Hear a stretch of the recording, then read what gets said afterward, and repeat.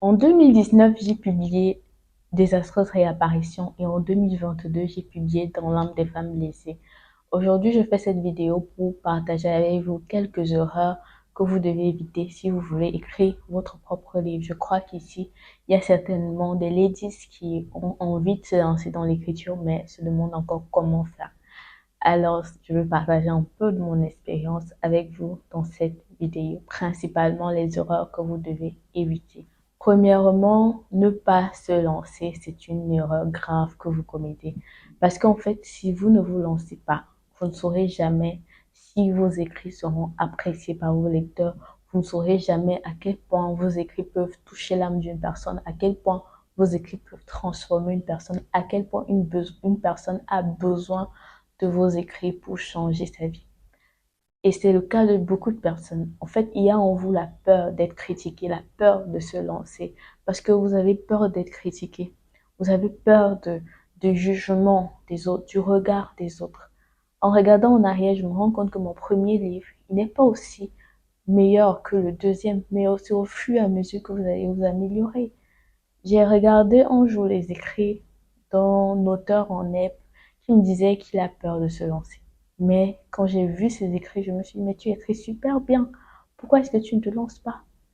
Souvent, ce sont les appréhensions qui nous empêchent de réaliser nos rêves, alors qu'il y a quelque chose de bon qui peut sortir de là. La deuxième chose, c'est de se lancer pour de mauvaises raisons. Certains se lancent parce qu'ils veulent aussi être appelés écrivains, parce qu'ils veulent aussi être appelés auteurs, parce qu'ils veulent être célèbres, parce qu'ils ont vu telle personne le faire. Ils veulent aussi le faire. Ils veulent aussi digérer puis écrire un livre. Non. Ça, ce sont de mauvaises raisons de se lancer. Quand vous vous lancez dans l'écriture, vous écrivez un livre, c'est parce que vous avez décidé de porter votre plume, votre voix pour une cause que vous avez découverte et que vous voulez vous positionner comme une personne qui va apporter une solution à cette cause-là. L'écriture peut être une extension de votre voix par rapport à une cause que vous avez observée dans la société. Et si vous vous lancez pour les mauvaises raisons, en fait, vous n'allez jamais toucher votre cible et vous n'allez jamais atteindre l'objectif visé. C'est la raison pour laquelle je vous invite aujourd'hui à examiner ce pourquoi vous voulez écrire. Examinez vos réelles motivations aujourd'hui avant de véritablement vous lancer. Si c'est pour des bonnes causes, si vous voulez que votre livre inspire, si vous voulez impacter positivement la société, alors ça c'est bien. Mais si c'est pour de mauvaises raisons, revoyez encore vos motivations. Une erreur que vous devez éviter, c'est de vouloir commencer grand. Donc de chercher à tout prix les grandes maisons d'édition. Quand j'ai publié mon premier livre, je suis allée vers une grande maison d'édition, une maison connue. Et le truc avec les grandes maisons d'édition, c'est que elles n'ont pas besoin de se faire connaître. Elles ont déjà une renommée importante et elles ont également de grands auteurs. Elles vont se pencher principalement sur ceux qui leur apportent de l'argent et ça, c'est évident. Et souvent, les petits auteurs se sentent lésés et laissés pour compte par les grandes maisons d'édition.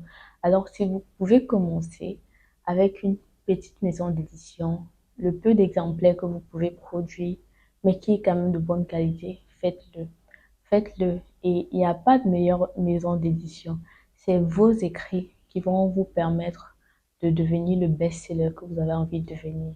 Quand je regarde un peu euh, Dali, Amadou Amal, celle qui a écrit les Lames de la patience ou alors Les impatients, je me rends compte que sa maison d'édition au Cameroun n'était pas la plus connue, encore moins celle de France. Mais son livre, ce qu'elle a écrit, a tellement suscité de l'intérêt qu'elle-même, elle a fait connaître sa maison d'édition.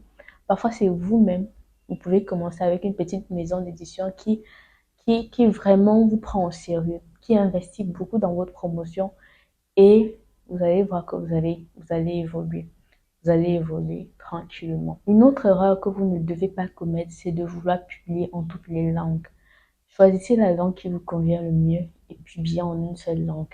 Et plus tard, quand votre livre va être connu, quand vous allez mieux vendre, ou quand ce livre va susciter de l'intérêt, vous allez voir que des maisons d'édition vont vouloir publier en d'autres langues pour vous et ce gratuitement. C'est le cas de plusieurs auteurs célèbres aujourd'hui. Moi, l'erreur que j'ai commise, c'est quand je voulais publier dans l'âme des femmes blessées. J'ai cherché à publier en français et en anglais directement, mais je me suis plantée et je me suis retrouvée à dépenser plus d'argent qu'il ne le fallait et à perdre plus qu'il ne le fallait. Donc, publiez en la langue qui vous convient. Et plus tard, quand vous serez bien connu, vous allez voir que finalement, ce sont les maisons qui vont vouloir publier en d'autres langues pour vous, et cela gratuitement. Et ça va vous épargner beaucoup de problèmes. Une autre erreur que je vous conseille d'éviter, c'est de ne pas faire votre promo parce que vous attendez que la maison le fasse pour vous. Oui, ils mettent à disposition, certaines maisons mettent à disposition des auteurs les outils nécessaires qu'il faut pour publier, pour faire la promo et tout. Mais si vous-même, vous ne faites pas la promo de ce que vous avez écrit, votre propre promotion, la magie ne va pas s'opérer. La magie ne va pas s'opérer parce que beaucoup d'auteurs attendent que ce soit la maison qui fasse la promotion et se disent, je vais devenir célèbre, je vais directement signer les autographes, je vais voyager partout dans le monde, je vais devenir Fatou Diom, je vais devenir Njali, je vais devenir telle personne, un Pabi Mongo, je vais devenir une... Mais en fait, non. Ça ne se passe pas comme ça. Et il faut redescendre sur terre. Je vois même des personnes qui quittent leur job carrément parce qu'ils se disent qu'ils vont faire des best-sellers, ils vont être riches. Ça ne se passe pas comme ça. Il faut aller progressivement. Et vous-même, vous devez parler de votre propre livre pour qu'il soit plus connu, pour qu'il soit plus vendu. Faites tout ce que vous pouvez faire. Cherchez tous les moyens, toutes les occasions d'en parler. Et vous allez voir que ça va aller au fur et à mesure. Alors, voilà. Je crois que ces 5 erreurs que vous pouvez éviter sont très importantes. On pourra en parler de fond en comble dans une autre vidéo ou plus tard, mais déjà évitez ces erreurs-là et vous allez voir que ce n'est pas si compliqué de se lancer dans l'écriture, ce n'est pas si compliqué d'écrire au final et votre rêve va se réaliser et vous n'aurez que la joie dans le cœur d'avoir fait ce qui vous tenait à cœur.